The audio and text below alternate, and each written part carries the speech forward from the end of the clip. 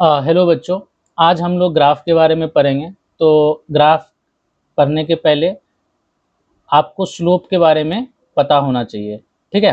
तो स्लोप के बारे में मैंने एक सेपरेट वीडियो बनाया हुआ है, मैं डिस्क्रिप्शन बॉक्स में डाल दूंगा, आप उसको देख लेना। पहले तो सबसे पहले आप स्लोप के बारे में देख लेना, फिर आकर के इसको देखना। ठीक है, तो अच्छे से समझ में आ जाएगा। तो एक्चुअल में इसके पहले आप समझो कि इक्वेशन क्या होता है, तो आपको ग्राफ समझ में आ जाएगा। ठीक है। तो इक्वेशन जो होता है ना, equation it represents it represents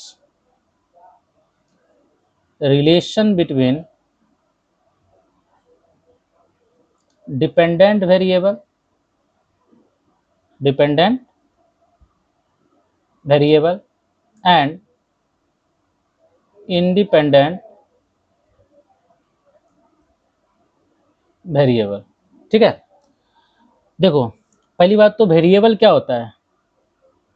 variable जो होता है बच्चा आपका, जो कि चेंज कर सकता है, बदल सकता है, अपना वैल्यू फिक्स नहीं होता है। जैसे मैं बोलूं आई एक इंटीजर है, आई क्या है, इंटीजर है। तो आपको समझ में आता है कि इंटीजर का वैल्यू कुछ भी हो सकता है, 0 हो सकता है, 1 हो सकता है, 2 हो सकता है, 3 हो सकता है, 4 हो सकता है, -1 -2 -3 हो सकता है। तो I can take any values here. So I का कोई फिक्स वैल्यू तो नहीं है। मैं अगर आई इंटीजर बोल रहा हूँ, दैट मीन्स आई यहाँ पे क्या है, आपका वेरिएबल है। ठीक है। अगर मैं बोल रहा हूँ कि टी आपका टाइम है, टी क्या है, आपका टाइम है, तो यहाँ पे टाइम मैंने ये तो नहीं कहा कि टाइम इक्वल टू 2 सेकेंड है। अगर मैं ये बोलता कि टाइम इक्वल टू 2 सेकेंड है, तब आप बोलते सर टाइम, यहाँ पे आपका टाइम क्या है, कांस्टेंट वैल्यू है 2 सेकेंड, जो कि फिक्स वैल्यू है, वेरिएबल है। लेकिन जब मैं बोल रहा हूँ कि सिर्फ ये बोल रहा हूँ कि टी, एक टी क्या है, यहाँ पे टाइम है, तो टाइम तो कुछ भी हो सकता है, 1 सेकेंड, 2 सेकेंड, 3 सेकेंड, 4 सेकेंड। तो यहाँ पे टाइम आपका क्या कहलाएगा, वेरिएबल। आई क्या कहलाएगा, वेरिएबल। ठीक है। अब यहाँ पे अगर आप समझो तो वेरिएबल जो होता है वो दो तरह का होता है। क्या होता है वेरिएबल, दो तरह का होता है। एक होता है आपका डिपेंडेंट वेरिएबल डीवी, और एक होता है आपका इंडिपेंडेंट वेरिएबल आईवी। ठीक है। जैसे आप पहले इसको समझो, जो जो डिपेंडेंट वेरिएबल होता है, ये आपका डिपेंड करता है, डिपेंड्स अपॉन इंडिपेंडेंट वेरिएबल। ये जो वेरिएबल होता है वो डिपेंड करता है इंडिपेंडेंट वेरिएबल पे। और इंडिपेंडेंट वेरिएबल वो वेरिएबल होता है जो कि जिसका वैल्यू हम लोग बदलते हैं, चेंज करते हैं, वेरिएबल है ना, जिसका हम लोग वैल्यू जो है चेंज करते हैं, है ना, विच कैन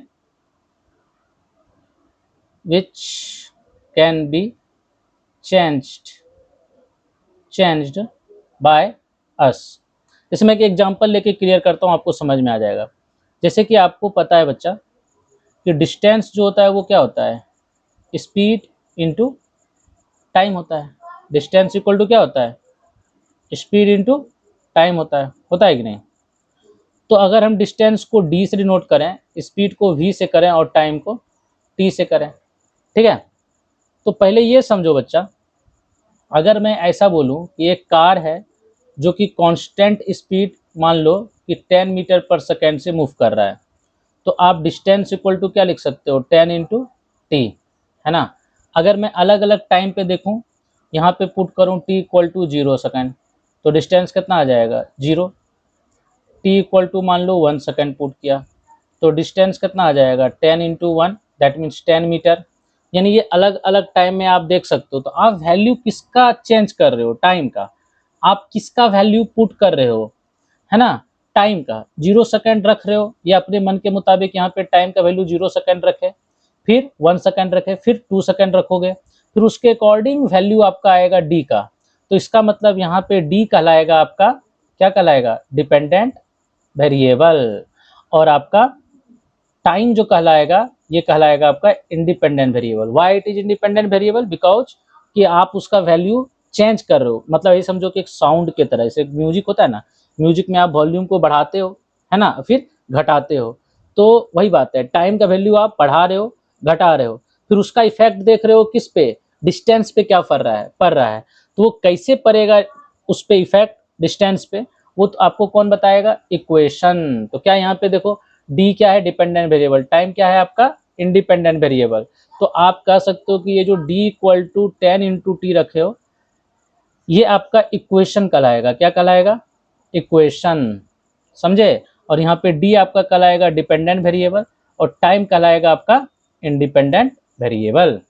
तो जितना भी फॉर्मूला होता है फिजिक्स में आप उसको इक्वेशन बोल सकते हो, क्योंकि इक्वेशन आप फॉर्मूला में आप जितना भी फॉर्मूला आप लिखते हो उसमें एक होता है आपका डिपेंडेंट, दूसरा होता है इंडिपेंडेंट। तो लेफ्ट साइड में जो भी हम लिखते हैं उसको लिखते हैं डिपेंडेंट वेरिएबल को, और राइट साइड में आप लिखते हैं इंडिपेंडेंट वेरिएबल को। यहाँ तक क्लियर है? तो यहाँ पे इसलिए मैंने देखो डेफिनेशन में क्या बोला है, it represents relation between dependent variable and independent variable. तो इक्वेशन वो होता है जिसमें कि आपको, जैसे कि यहाँ पे देख सकते हो कि d equal to 10 into T, इसमें आपका ये क्या है, t क्या है, इंडिपेंडेंट वेरिएबल, और d क्या है, डिपेंडेंट वेरिएबल। तो इक्वेशन उसमें होता है जिसमें आपका एक डिपेंडेंट वेरिएबल होता है और एक इंडिपेंडेंट वेरिएबल होता है। हम वैल्यू किसका चेंज कर सकते हैं? हम लोग इंडिपेंडेंट वेरिएबल का वैल्यू चेंज कर सकते हैं, यानी कि यहाँ पे हम टाइम का वैल्यू चेंज कर सकते हैं, अलग अलग टाइम का वैल्यू पुट कर सकते हैं, और फिर देख सकते हैं कि उस टाइम पर डिस्टेंस का वैल्यू यहाँ पे, यानी कि डिपेंडेंट वेरिएबल का वैल्यू क्या क्या आएगा। And this is called equation. This is called what? Equation. तो इक्वेशन में आपका क्या क्या रहेगा? डिपेंडेंट वेरिएबल रहेगा और इंडिपेंडेंट वेरिएबल रहेगा। ठीक है, अब आपको ग्राफ मतलब समझ में आ जाएगा। तो जो ग्राफ होता है ना, अभी आप लिख सकते हो जो ग्राफ होता है बच्चा, ये एक्चुअल में पिक्टोरियल रिप्रेजेंटेशन होता है। This is the pictorial representation of equation.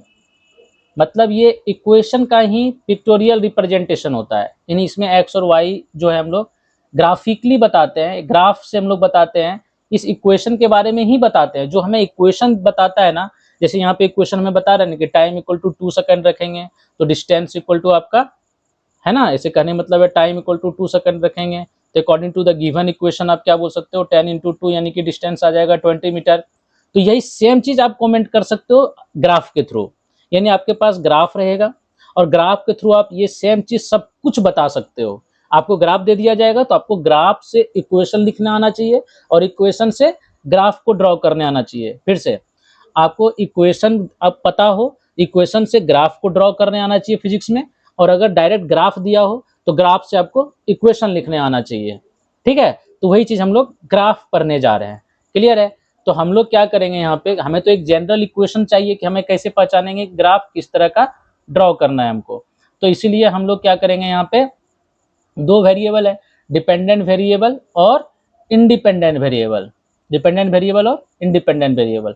तो y जो होता है, y को हम लोग डिपेंडेंट वेरिएबल से डिनोट करते हैं और x को हम लोग इंडिपेंडेंट वेरिएबल। तो जितना भी फिजिकल क्वांटिटीज आएगा फिजिक्स में, जैसे वेलोसिटी हो गया, एक्सेलरेशन हो गया, डिस्टेंस हो गया, टॉर्क हो गया, फोर्स हो गया, तो जितना भी फिजिकल क्वांटिटीज आएगा फिजिक्स में ये y और x के जगह पे रखते जाएंगे। जैसे यहाँ पे देखो d equal to v into T, अभी distance equal to velocity into time पड़े, तो ये जो डिस्प्लेसमेंट, ये डिस्टेंस जो है वो क्या है आपका डिपेंडेंट वेरिएबल है, मतलब इसको y से रिप्लेस कर देंगे।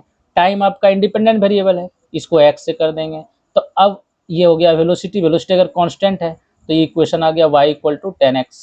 तो इसके बारे में हमें पता तो होना चाहिए ना कि इसका ग्राफ कैसे बनेगा, तो इसलिए अलग अलग ग्राफ बनेंगे। फॉर्मूला तो फिजिक्स में ये तो सिर्फ बहुत सारा फॉर्मूला पढ़ना है, तो मुझे हर फॉर्मूला का स्टडी करने आना चाहिए, तो इसलिए हमें y और x के टर्म में बहुत सारा इक्वेशन का हम लोग ग्राफ पहले सीखेंगे, कैसे ड्रॉ करते हैं हम लोग, है ना, और उसके बाद ग्राफ से हम कैसे इक्वेशन लिखेंगे। तो हमारा जितना भी फिजिक्स में फॉर्मूला होगा उसमें सारा फॉर्मूला का ग्राफ हम कवर हो जाएगा। ठीक है, तो अभी हम जितना भी डिपेंडेंट वेरिएबल होगा उसको y से रिप्रेजेंट करेंगे और इंडिपेंडेंट वेरिएबल को x से। दोनों में अंतर भी आपको समझ में आ गया होगा। ठीक है, तो चलते हैं। तो पहला लिखेंगे हम लोग equation of straight line, equation of straight line. ठीक है, इक्वेशन ऑफ स्ट्रेट लाइन। तो आप क्या करो, यहाँ पे देखो, जैसे ये y है, ये y एक्सिस है और ये आपका x एक्सिस है। ठीक है, तो मैं अगर ये बोलता हूँ बच्चा कि अगर इक्वेशन ऑफ स्ट्रेट लाइन कैसे पहचानोगे कि ये स्ट्रेट लाइन का इक्वेशन है, जैसे y equal to M X plus C होगा, y equal to M X plus C. यहाँ y आपको पहले ही बोल दिया गया है कि ये डिपेंडेंट वेरिएबल है और x आपका यहाँ पे इंडिपेंडेंट वेरिएबल है। और एम जो यहाँ पे आप देख रहे हो, एम एम यहाँ पे आपका स्लोप है। एम क्या है आपका? स्लोप है। क्लियर है यहाँ तक? अब समझो, जब आपको ये ग्राफ दे दिया जाएगा तो आप देखो इधर जो वाई एक्सिस पे है, वाई एक्सिस पे आपको वाई रखना है, यानी कि ये आपका independent variable, sorry dependent variable को हमेशा रखना है, और एक्स एक्सिस पे आपको हमेशा क्या रखना है? Independent variable. जैसे मैंने भी एग्जांपल लिया था, distance equal to 10 into T, तो यहाँ पे डिस्टेंस, यहाँ पे हमने माना था डिपेंडेंट वेरिएबल को, और टाइम को माना था इंडिपेंडेंट वेरिएबल को। तो हम यहाँ पे क्या करेंगे? एक्स एक्सिस में रखेंगे टाइम और वाई एक्सिस में रखेंगे डिस्टेंस, फिर उसके अकॉर्डिंग हम ग्राफ ड्रॉ करेंगे। तो पहले हम एक जनरल इक्वेशन कर लेंगे, तो हमें कोई भी ग्राफ, कोई भी फॉर्मूला फिजिक्स में होगा, उसके बीच का रिलेशन हम लोग एक ग्राफ के थ्रू ड्रॉ कर सकते हैं। ठीक है, तो पहले हम जनरल इक्वेशन पढ़ना चाहिए हमें। तो पहला क्या है कि हमें अगर एक स्ट्रेट लाइन बनाना हो, हमको इस तरह का फिजिक्स में फॉर्मूला जब भी मिले, y equal to M X plus C, यानी y पे पावर 1 हो, x पे पावर 1 हो, ठीक है, और इसके साथ x के साथ कांस्टेंट कुछ मल्टीप्लाई होगा प्लस c होगा, तो ये आपको समझ लेना है कि एक स्ट्रेट लाइन बनेगा। क्या बनेगा? पहले ही समझ लेना है, क्या? स्ट्रेट लाइन बनेगा। जैसे मैं बोलूँ यहाँ पे कि y equal to 2x plus 3, y equal to 2x plus 3, तो आप देख रहे हो यहाँ पे y पे पावर 1 है, x पे पावर 1 है, इसका मतलब ये किसका ग्राफ है? स्ट्रेट लाइन का है। मतलब इससे समझ में आ गया इसको देख करके कि y और x के बीच जब भी हम एक ग्राफ ड्रॉ करेंगे तो क्या बनेगा? एक स्ट्रेट लाइन। कैसे बनेगा वो हम अभी बात करेंगे। ठीक है, चलिए जैसे मैं अब एग्जांपल लेते हैं, y इक्वल टू जैसे x प्लस, पहले इसको डिफाइन कर देते हैं, y equal to M X plus C. तो इसमें कौन क्या है पहले कर लेते हैं। आपको दो चीज़ इसमें पता होना चाहिए स्ट्रेट लाइन बनाने के लिए। पहला है c के बारे में। c क्या है सर? c आपका है इंटरसेप्ट। क्या है? Intercept on y axis. Sir m क्या है? m है आपका स्लोप। m क्या है? स्लोप। क्या आपको स्लोप के बारे में बता दिया गया है? आपको जानना है इंटरसेप्ट ऑन वाई एक्सिस। तो पहले समझो, जैसे इंटरसेप्ट क्या है? इंटरसेप्ट ऑन वाई एक्सिस मतलब होता है ये वाई एक्सिस पे वाई कोऑर्डिनेट लिखना है। मतलब आपको ये जो है ना C, this is the Y coordinate, Y coordinate on Y axis. Y axis पर वाई कोऑर्डिनेट लिखना है। जैसे मान लो कि मैं बोलूँ कि ये y है, ये x है, मान लो एक स्ट्रेट लाइन मैंने ऐसे बनाया, और यहाँ पे y एक्सिस पे मुझे पता चला कि ये +3 कोऑर्डिनेट है। इस पॉइंट जो यहाँ पे y एक्सिस पे कट किया है, इसका कोऑर्डिनेट जो है इस पॉइंट का वो कितना है? +3। तो यहाँ पे आप बोल सकते हो कि c जो है इंटरसेप्ट ऑन y एक्सिस है, उसका वैल्यू कितना है? 3 है। बात समझे? जैसे मैं बोलूँ कि यहाँ पे ये y है और ये x है, ठीक है। अब मैं बोलूँ यहाँ से, और ये वाला वैल्यू मैं बोलूँ ये -1 है ये, तो यहाँ पे c का वैल्यू कितना हो गया? -1। तो c आपका क्या है? इंटरसेप्ट ऑन y एक्सिस है। आपको y कोऑर्डिनेट, वो c जो है वो y कोऑर्डिनेट है, और वो कोऑर्डिनेट है जो y एक्सिस पे स्ट्रेट लाइन कट करता है। तो स्ट्रेट लाइन कहाँ पे कट कर रहा है? यहाँ पे कट कर रहा है, तो ये y c का वैल्यू कितना हो जाएगा? +3। तो c के बारे में पता चल गया। क्या स्लोप के बारे में पता है आपको? हाँ, स्लोप क्या होता है बच्चा? स्लोप के बारे में पहले बता चुके हैं, tan थीटा होता है। मैं फिर से बताता हूँ, और ये होता है dy/dx। मैं जल्दी बताता हूँ। थीटा होता है angle made by straight line with positive X axis in anti clockwise, ACW, in anti clockwise, है ना। जैसे मैं देखो एग्जांपल लेता हूँ, ये y है, ये x है, ठीक है। ग्राफ मान लो बच्चा ऐसा है, ठीक है।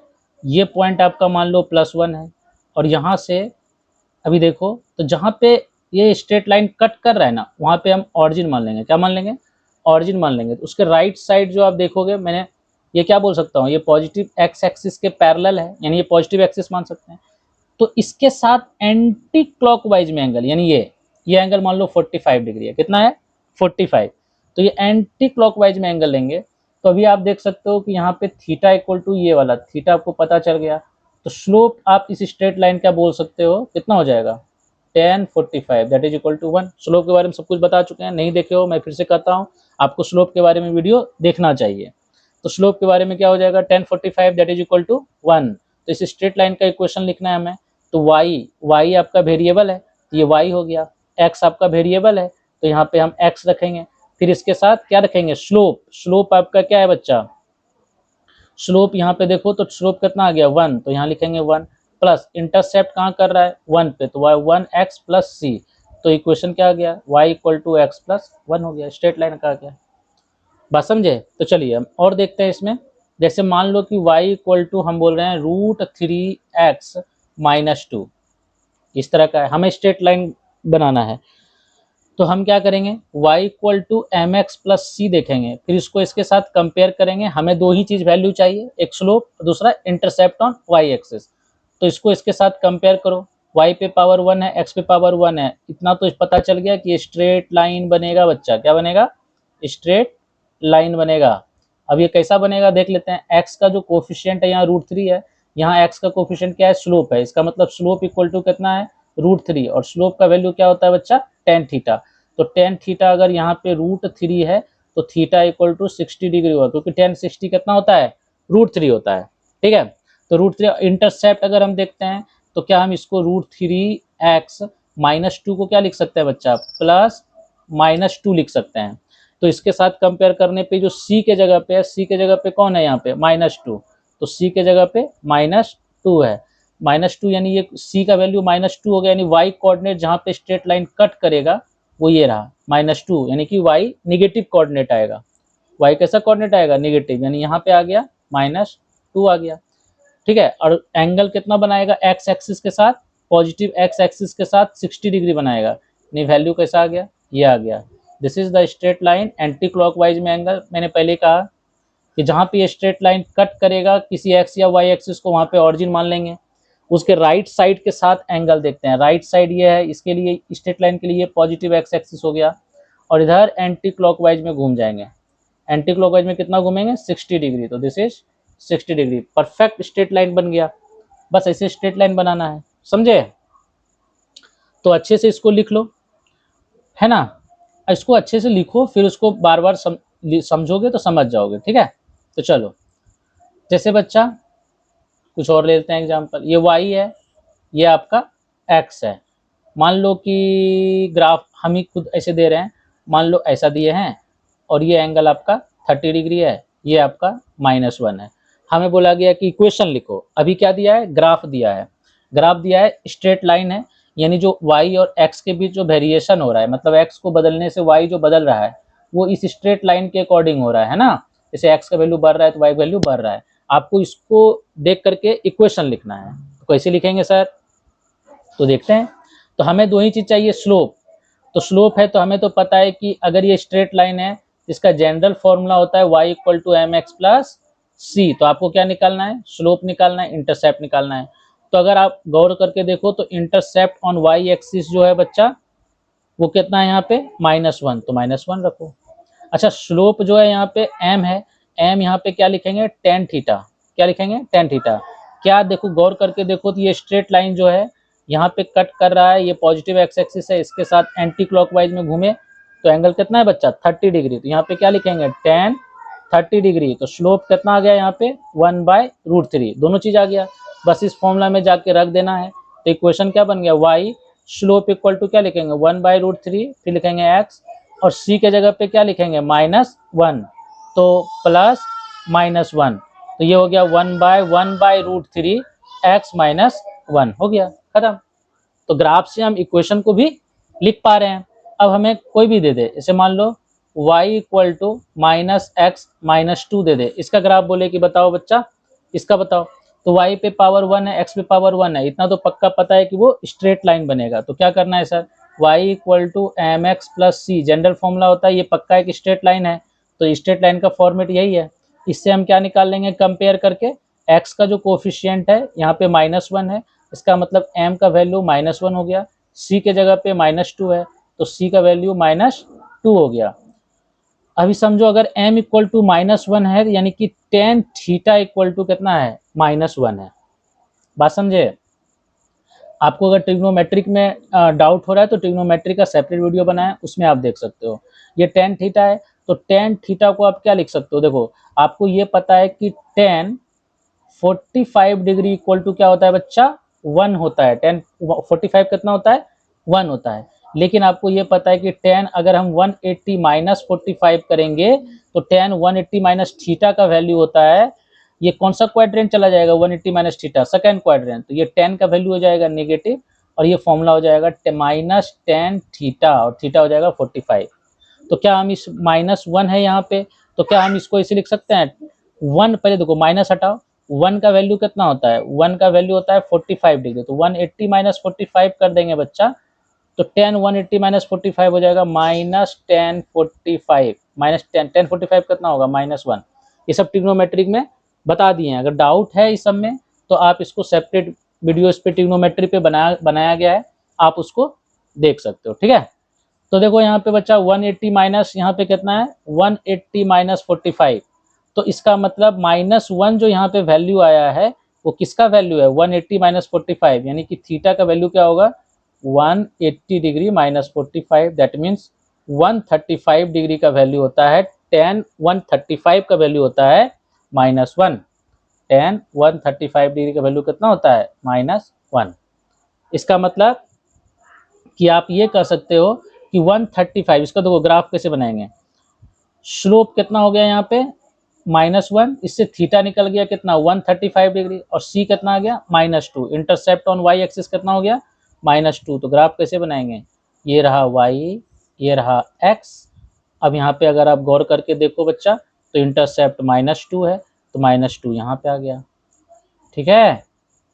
अब एक बच्चा देखो, मैं दोनों ग्राफ बताता हूँ, कोई बच्चा बना सकता है इसे, पहले समझना, और कोई बच्चा बना सकता है ऐसे, दो स्ट्रेट लाइन बना सकता है। लेकिन ये बनाएगा तो यहाँ पे जब इंटरसेप्ट करेगा बच्चा, इस जगह पे तुम देख रहे होगे, यहाँ पे इंटरसेप्ट करेगा, उसी को ऑरिजिन मानते हैं। राइट साइड के साथ एंगल देखते हैं, ये एंगल तो भैया 135 हो ही नहीं सकता है, हमें तो 135 डिग्री एंगल आया ना थीटा, तो ये थीटा तो है ही नहीं, 135 डिग्री तो ये हो ही नहीं सकता है, ये तो 90 से भी कम है।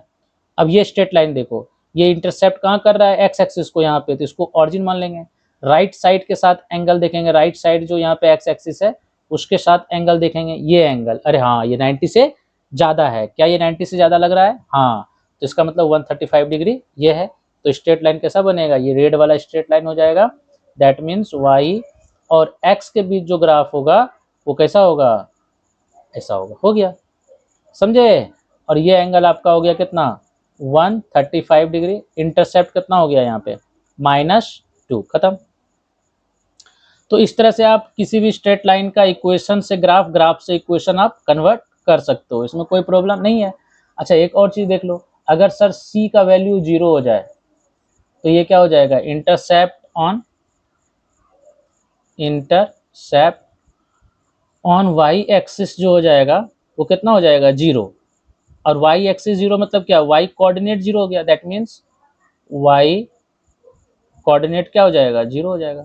जैसे एग्जांपल में बोल रहा हूँ y इक्वल टू 2x है बच्चा, या y इक्वल टू x है, क्या यहाँ भी आप देखो गौर करके, तो y पे पावर 1 है, x पे पावर 1 है, क्या ये उसी फॉर्मेट में है, y equal to M X plus C, लेकिन यहाँ पे जो c है वो 0 है, यहाँ पे c है 0 है। अगर यहाँ 0 भी लिखे तो इस इक्वेशन को कोई फर्क नहीं पड़ता है, और यहाँ भी 0 लिखे तो यहाँ भी इस पूरे इक्वेशन पे कोई फर्क नहीं पड़ता है, क्योंकि 2x प्लस 0 तो 2x होगा। लेकिन इससे ये क्लैरिटी मिल गया कि इसको इसके साथ कंपेयर करने से c का वैल्यू 0 आ रहा है, और x का कोफिशिएंट यहाँ पे 2 है, यहाँ पे स्लोप है, तो यहाँ स्लोप आ गया हमारा 2, और इस इक्वेशन में स्लोप आ गया आपका 1।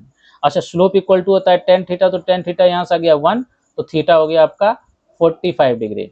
तो क्या हमें ग्राफ बना सकते हैं, हाँ, इस दोनों का ग्राफ जो होगा बच्चा, बस यहाँ देखो स्लोप इक्वल टू 2 है, तो यहाँ से बच्चा आप कर सकते हो, this implies that tan theta equal to 2 हो गया, और थीटा आपका टेन इनवर्स 2 हो गया। तो थीटा अलग अलग आ रहा है, इसके स्लोप होने से, अलग अलग होने से थीटा अलग हो रहा है, यहाँ पे स्लोप 1 है, यहाँ पे स्लोप 2 है, तो थीटा अलग अलग हो रहा है, लेकिन इंटरसेप्ट ऑन वाई एक्सिस कितना है, दोनों केस में 0 है। यानी कि आपका कैसा ग्राफ होगा, ये होगा एक y और x, ऐसा होगा और ऐसा होगा, दोनों दोनों का जो y एक्सिस पे इंटरसेप्ट होगा, y कोऑर्डिनेट जो होगा वो कितना होगा, 0 होगा, यानी पासिंग थ्रू ऑरिजिन ही तो है।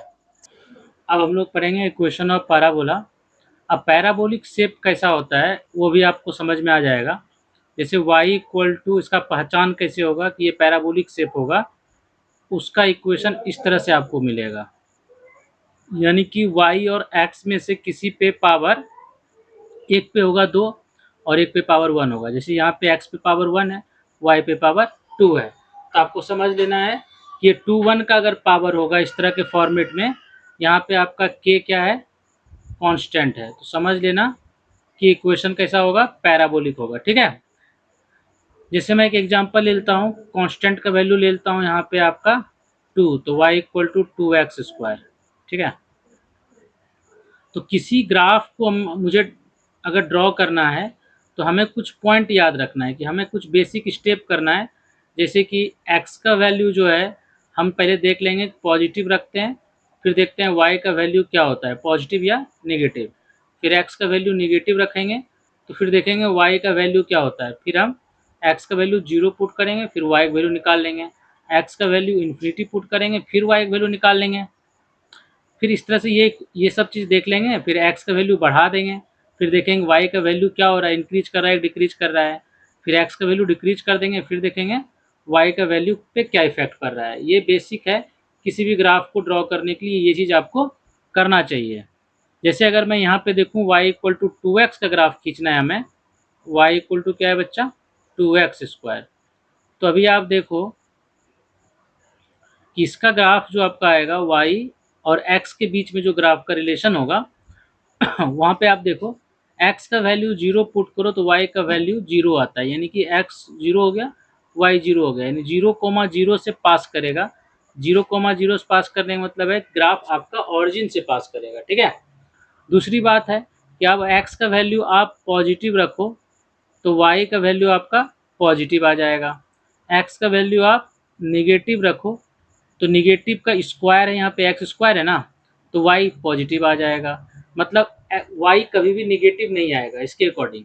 और दूसरी बात, x का वैल्यू इंक्रीज करो बच्चा, x का वैल्यू यहाँ पे बढ़ाते जाओ 1 2 3 4, तो y का वैल्यू भी बढ़ता जाएगा, यानी कि ग्राफ जो है वो इंक्रीजिंग होगा और ये पासिंग थ्रू ऑरिजिन होगा, यहाँ से ऐसा ग्राफ होगा। जो आपका ग्राफ का नेचर होगा वो आपका कैसा होगा, इस तरह से होगा, ऐसा। ठीक है, इसी शेप को हम लोग बोलते हैं पैराबोलिक, उसको बोलते हैं पैराबोलिक शेप, समझे। अभी देखो तुम एक चीज गौर करो ना, यहाँ पे अगर मैं यहाँ पे एक x का कोई पॉइंट ले लूँ, x का कुछ भी वैल्यू ले लूँ, मान लो 2 ले लिए, ठीक है, तो y का वैल्यू देखो क्या आ जाएगा, 2 इंटू एक्स का वैल्यू अगर 2 ले लेते हैं तो ये आ जाएगा आपका 2 इंटू एक्स का वैल्यू 2 लिया तो 2² कितना होगा 4, 8 आ गया, तो y का वैल्यू यहाँ से क्या आ गया 8। अगर x का वैल्यू हम रखते हैं मान लो -2, तो y का वैल्यू तो भी आप रखोगे तो 2 इंटू -2 का होल स्क्वायर, तो 2 इंटू -2 का होल स्क्वायर यानी कि 4, यानी कि 8, यानी कि अब यहाँ से देखो x का वैल्यू 2 लेने पे y का वैल्यू मान लो यहाँ पे +8 आ रहा है ना। तो यहाँ पे आप देख सकते हो कि -2 लेने पे भी x का वैल्यू +8 आ रहा है, यानी x का जितना वैल्यू लेंगे उतना ही x का निगेटिव वैल्यू लेंगे, जितना कि पॉजिटिव लेंगे तो हमें y का सेम वैल्यू मिलेगा। जैसे कि y इक्वल टू x का वैल्यू -3 लेंगे, +3 लेंगे और x का वैल्यू -3 लेंगे तो हमें सेम वैल्यू मिलेगा। तो इसलिए ग्राफ जो है y एक्सिस के अबाउट कैसा मिला, सिमेट्रिकल ग्राफ मिला, ऐसा ग्राफ मिला। ठीक है, इसी को बोलते हैं पैराबोलिक शेप। इसकी पहचान क्या है, y और x पे किसी पे पावर 2 होगा और किसी पे पावर 1 होगा, समझे। अच्छा, और कैसे समझो उसको याद रखना है, इधर ध्यान दो, y इक्वल टू 2x² है तो पावर किस पे ज़्यादा है, 2 पे पावर ज़्यादा होगा।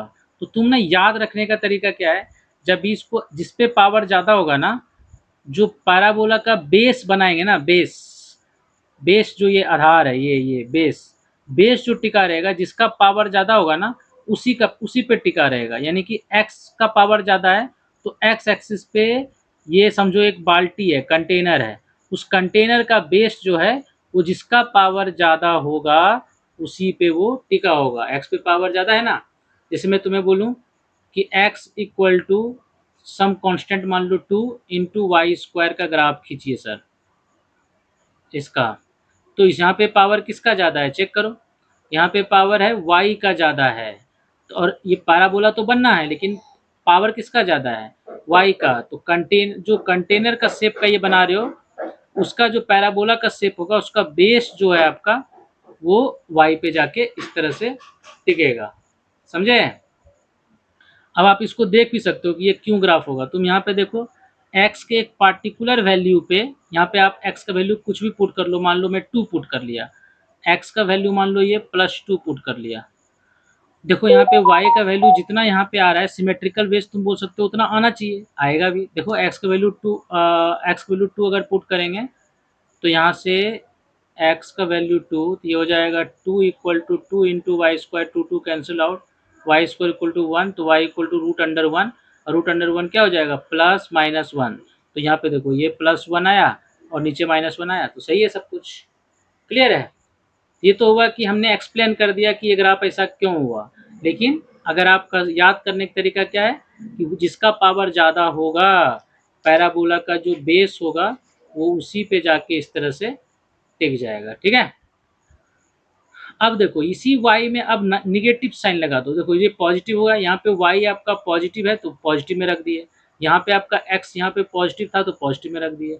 अगर अब मैं ये करूँ कि y इक्वल टू -2x², तो पहले आप देखो कि y इक्वल टू 2x² का ग्राफ कैसा है, इसे माइनस करने से बस क्या करना है, ग्राफ को इस तरह से इन्वर्ट कर देना है, पलट देना है, ये ग्राफ का नेचर ऐसा होगा, समझ गए। अगर मैं अब बोलूं कि y² इक्वल टू -kx, तो y² kx का ग्राफ y पे पॉजिटिव पे ऐसा था, यानी x पॉजिटिव पे ऐसा था, अभी यहाँ पे देखो तो x के साथ निगेटिव है, तो आप इसको इस तरह से पलट दो, हो गया, यानी ग्राफ हो गया आपका कौन सा y² equal to -kx graph ऐसा हो गया, ये सही है, समझ गए। इस तरह पैराबोला। मैं एक एग्जांपल ले लेता हूँ बच्चा, जैसे कि मान लो कि एक कार है, मैं एग्जांपल लेता हूँ, इसका इनिशियल स्पीड 0 है, अब मैं बोलूँ इसका इनिशियल स्पीड 0 है और इसका एक्सेलरेशन जो है मान लो 2 मीटर पर सेकेंड स्क्वायर है, तो जो आप 9th क्लास में पढ़े थे s बराबर क्या पढ़े थे, ut प्लस, मैं बेसिक ले रहा हूँ, ut प्लस हाफ at², तो अगर मैं यहाँ पे u0 पुट कर दूँ तो ये 0 आ जाएगा, है ना, प्लस हाफ, एक्सेलरेशन का वैल्यू कितना है 2 इंटू t², ये 2 ने 2 को उड़ा दिया, तो जो हमारा डिस्प्लेसमेंट का इक्वेशन आ गया क्या वो ऐसा आ गया t² आ गया, है ना। अब इसको तुमसे क्वेश्चन पूछा गया है कि सर बताइए कि डिस्प्लेसमेंट, क्या पूछा गया है कि डिस्प्लेसमेंट मतलब y एक्सिस पे मैं क्या रख रहा हूँ, डिस्प्लेसमेंट रख रहा हूँ, और x पे मैं टाइम रख रहा हूँ। अब इसके बीच का हमें पूछा गया है कि ग्राफ बताइए क्या होगा, तो y एक्सिस पे अगर डिस्प्लेसमेंट रखा है तो डिस्प्लेसमेंट के जगह पे हम क्या रख दें y, और x के जगह पे क्या रखें टाइम, किसके एक्सिस पे x एक्सिस पे, तो y इक्वल टू x² हो गया। अरे सर ये ग्राफ क्या है, पैराबोला है, किस पे पावर ज़्यादा है, x पे पावर ज़्यादा है, यानी डिस्प्लेसमेंट और टाइम का ग्राफ कैसा हो जाएगा कि x के यानी कि टाइम एक्सिस यानी कि x पे बेस बनेगा और ग्राफ ऐसा होगा। सर इधर क्यों नहीं बनाए आप, ये ग्राफ तो पूरा ग्राफ तो ऐसा बनना चाहिए, क्योंकि यहाँ पे आपको कॉमन सेंस कहता है कि टाइम कभी भी नेगेटिव नहीं हो सकता है। देखो ये 0 है, इधर टाइम पॉजिटिव है, इधर टाइम नेगेटिव है, टाइम नेगेटिव नहीं हो सकता है, इसलिए पैराबोला का ये वाला जो पार्ट है हटा देंगे, ये भी पैराबोला ही है लेकिन ये पार्ट नहीं बनाएंगे क्योंकि टाइम कभी नेगेटिव नहीं हो सकता है, और समझे। तो ये सब चीज़ थोड़ा सा ध्यान रखना है। लेकिन ग्राफ ये क्या है, कैसा शेप इसको बोलेंगे, इसको बोलेंगे पैराबोलिक शेप बोलेंगे। तो इसी तरह से फिजिक्स में बहुत सारा फॉर्मूला आएगा जिसमें कि जिसका फॉर्मूला इस तरह से अगर आए और बोला जाए बताओ कि इसका ग्राफ कैसा बनेगा, आपको कुछ नहीं करना है, वाई एक्सिस पे अगर डिस्प्लेसमेंट है तो उसको डिस्प्लेसमेंट को इक्वेशन में जो डिस्प्लेसमेंट है उसको वाई से रिप्लेस कर देंगे, एक्स एक्सिस में अगर टाइम है तो टाइम को एक्स से रिप्लेस कर देंगे, जैसे ही रिप्लेस करेंगे आपको जो स्टैंडर्ड इक्वेशन आप पढ़े हो, चाहे वो स्ट्रेट लाइन है, अभी आपने पैराबोला पढ़ा, इसके बाद रेक्टेंगुलर हाइपरबोला पढ़ेंगे, इसी फॉर्मेट में स्टैंडर्ड में फॉर्मूला में आपको दिखता हुआ नज़र आएगा, फिर आराम से आप ग्राफ ड्रॉ करो, हो गया। बात समझे?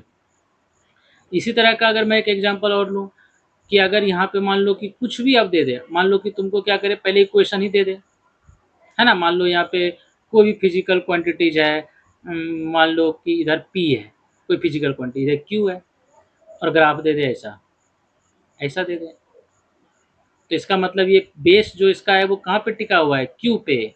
ये है तो पैराबोला।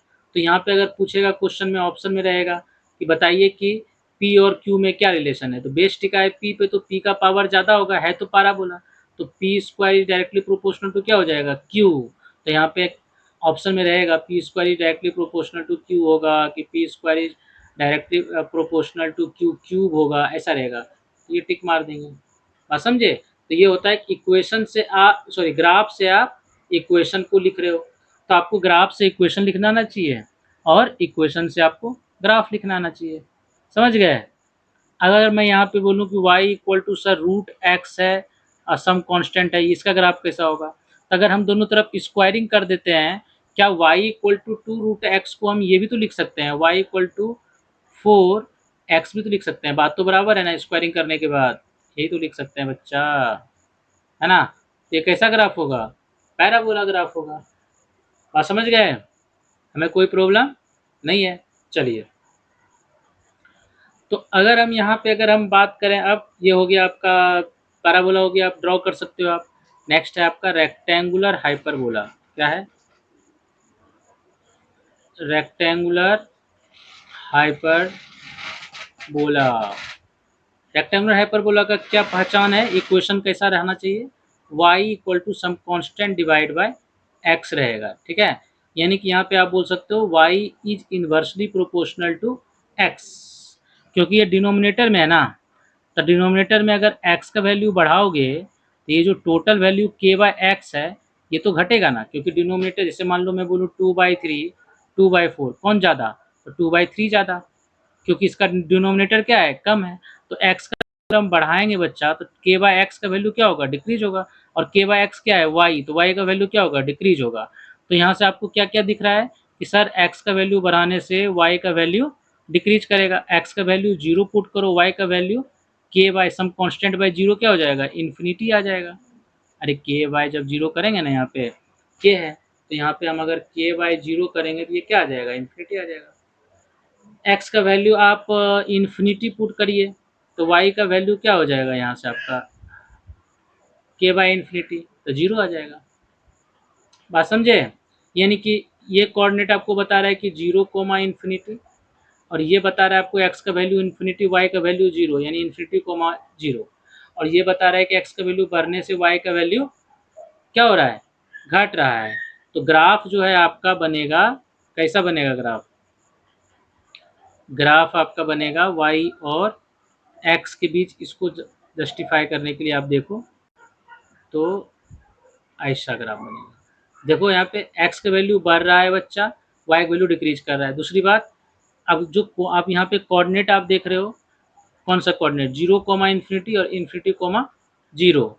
तो यहाँ पे देखो 0 कोमा इन्फिनिटी, यानी x का वैल्यू जो है आपका कितना है, x का वैल्यू 0, y का वैल्यू इन्फिनिटी। तो इन्फिनिटी को तो आप देख नहीं सकते ना, तो मैं यहाँ पे क्या कर रहा हूँ, इस जगह पे अगर गौर करके देखो तो ये 0 जो ये y के इन्फिनिटी के तरफ टेंड कर रहा है जब हम x को 0 की तरफ जा रहे हैं, और दूसरी बात ये x का वैल्यू जब हम इन्फिनिटी की तरफ जा रहे हैं तो y का वैल्यू 0 की तरफ टेंड कर रहा है। ये देखो ये जा रहा है ना, ये जा रहा है ना, तो ये और घट भी रहा है। ये इसको बोलते हैं क्या, हाइपरबोला, रेक्टेंगुलर हाइपरबोला।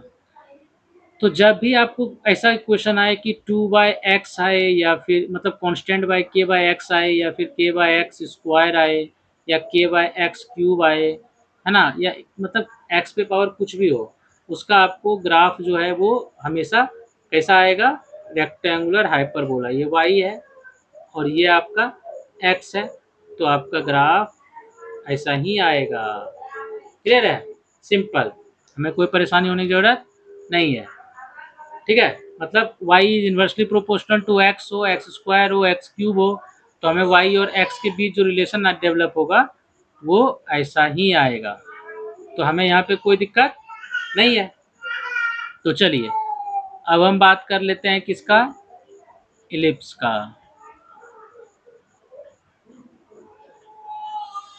इलिप्स का, ठीक है। तो इलिप्स में क्या होता है बच्चा, x square by a square plus y square by b square is equal to 1, ठीक है। तो ये जो इलिप्स का ग्राफ होता है बच्चा, ये दो तरह से बन सकता है। एक तो ऐसा